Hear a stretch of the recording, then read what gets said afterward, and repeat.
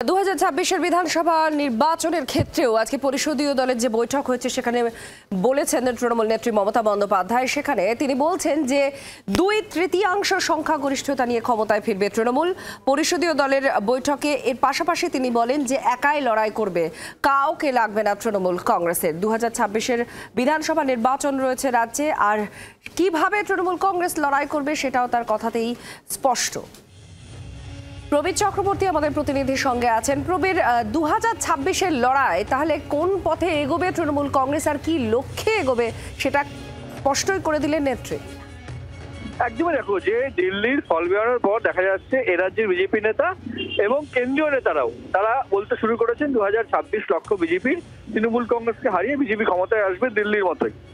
এই অবস্থায় দাঁড়িয়ে আজকে পরিষদীয় দলের বৈঠকে মুখ্যমন্ত্রী মমতা বন্দ্যোপাধ্যায় বিজেপির নাম না করে বিজেপির দাবিকে সামনে না রেখে পরিষ্কার বার্তা দিয়েছেন তৃণমূল কংগ্রেসের বিধায়কদের যে 2/3 আসন নিয়ে ক্ষমতায় ফিরবে তৃণমূল কংগ্রেস, এবং সেক্ষেত্রে দাঁড়িয়ে তৃণমূল কংগ্রেস একাই লড়াই করবে, কাউকে প্রয়োজন হবে না, কারণ কংগ্রেসের এ রাজ্যে কোনো সংগঠন নেই।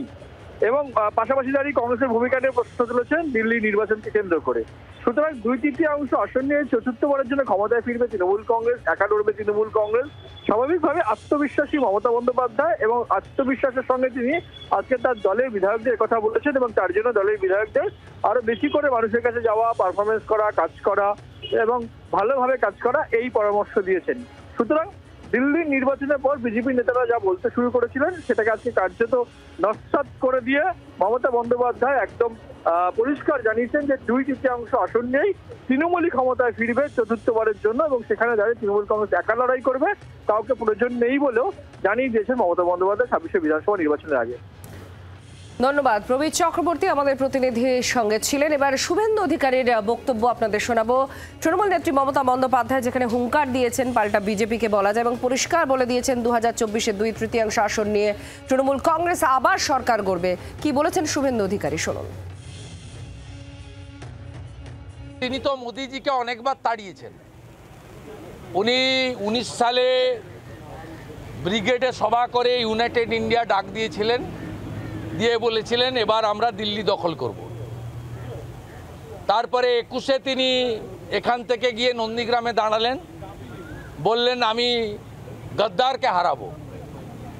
তা এগুলো দেখেছেন মমতা ব্যানার্জির সব প্রেডিকশন লাগে না। উনি 21 সালে ভোটে জেতার পরে কোভিডের সুযোগ কাউন্টিং হলে লুট করে কিছু সিট আমাদের থেকে বেশি পেয়ে ক্ষমতায় এসেছেন। তারপরে তুমি বলেছিলেন বাংলা দখল হয়েছে, এবারে গোয়া দখল করতে যাব, এখানকার মায়েদের 1000 টাকা দেন, গোয়ার মায়েদের বলেছিলেন 5000 দেবেন, বড় একটা শূন্য নিয়ে এসেছেন। ত্রিপুরা দখল করতে গেছিলেন, নোটার থেকে কম ভোট নিয়ে এসেছেন। অতএব মমতা ব্যানার্জির স্বপ্ন সবসময় যে পূরণ হয় তা নয়, তিনি স্বপ্ন দেখতে পারেন, তার লোকেদের ধরে রাখার চেষ্টা করতে পারেন, কিন্তু বাস্তব খুব কঠিন। মমতা বন্দ্যোপাধ্যায়ের সব ইচ্ছা পূরণ হয়নি, আগামী দিনেও সব স্বপ্ন পূরণ জনগণ করবে না। এবার আইএসএফ বিধায়ক নওশাদ সিদ্দিকী তিনি কি বলছেন তৃণমূল নেত্রীর এই বক্তব্যে শুনুন। যদি এই তৃণমূল আর বিজেপির মধ্যে গটাপ থাকে তাহলে 294টাই তৃণমূল পেয়ে যাবে, কারণ যার যখন নেতার দরকার হয় তখন নেতাকে আদান প্রদান করে। মুকুল রায় মহাশয় এখন কোন দলে আছে স্পিকারের রেকর্ড ছাড়া অন্য কেউ বলতে পারছে না ঠিক করে। মমতা ব্যানার্জি মহাশয়কে যদি আপনি কোশ্চেন করেন তখন উনি বলবেন, স্পিকারকে দেখিয়ে দেবেন। আর শুভেন্দুবাবুও আপনার মুকুল রায় কোথায় আছে সেই নিয়ে মামলা করছে, উনি এখন ঠিক ধরতে পারছে না মুকুল রায় কোন জায়গাতে আছে, তৃণমূল না বিজেপিতে। তাহলে এদের মধ্যে এই যোগসাযোগ থাকলে 294টাই তৃণমূল পেয়ে যাবে।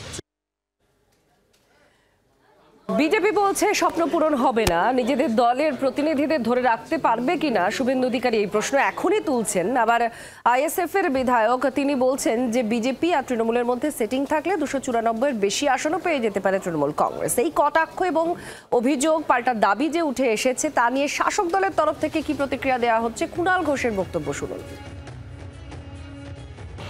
যদি কেউ কোথাও কোনো অন্যায় করে থাকেন, তৃণমূল কংগ্রেস রেয়াত করে না, যত বড় নেতাই হন।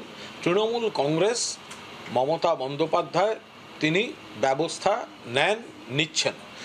বাংলার মানুষ জানেন একদিকে উন্নয়ন, সামাজিক সুরক্ষা, আর্থিক সুরক্ষা, সম্প্রীতি, সংহতি, তৃণমূল কংগ্রেসই বাংলাকে ভালো রেখেছে এবং কোনো ভুল ত্রুটি থাকলে সংশোধন করে আরও ভালো কাজ করতে পারে তৃণমূল কংগ্রেস। ফলে কোথায় কি হচ্ছে, দিল্লিতে কি হলো, অমুক জায়গায় কি হচ্ছে, এর ন্যূনতম প্রভাব বাংলায় পড়বে না। বাংলায় মুখ্যমন্ত্রীও বলে দিয়েছেন বিপুল সংখ্যক আসনে, 2/3 বেশি সংখ্যক আসনে তৃণমূল কংগ্রেস জয়ী হবে এবং মমতা বন্দ্যোপাধ্যায় চতুর্থবারের মতো মুখ্যমন্ত্রী হতে চলেছেন পশ্চিমবঙ্গের।